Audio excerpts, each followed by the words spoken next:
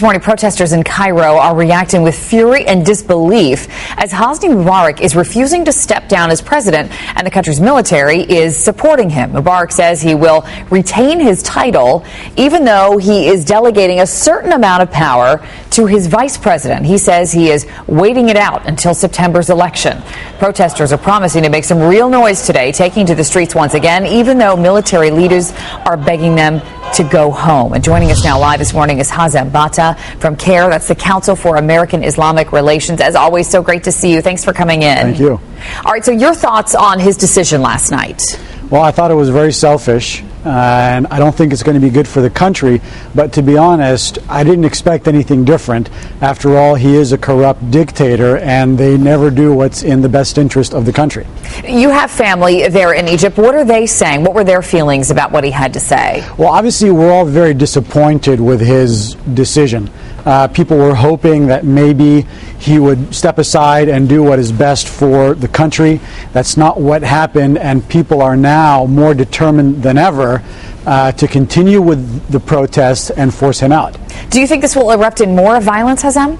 Well, the protest so far has been relatively peaceful. There have been about 300 casualties, which is obviously very unfortunate, but considering the magnitude of these protests, they've been relatively peaceful, and the violence has actually come from the government side. It has not come from the protesters' side. So everybody expects that the protesters will continue to be peaceful.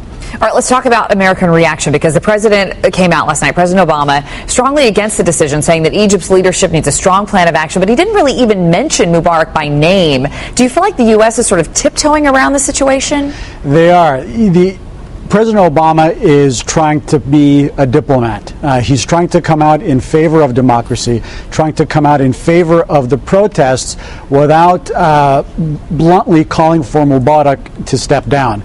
And I would like to see more initiative from the government. I'd like to see more initiative from President Obama to come out very strongly in favor of democracy, which is, after all, what this country was founded on. So what kind of government would you like to see established in Egypt? What do you think will work there? I would like to see whatever government the Egyptians want to put together. I'm not particularly concerned who's in power. I'm not particularly concerned whether they have a parliamentary system or another kind of system. I just want a system in which the average person has a say in their own governance. So, all right, if that happens, if they're able to establish a more diplomatic form of government, what is that going to mean to the Middle East as a whole? How will that help the entire region?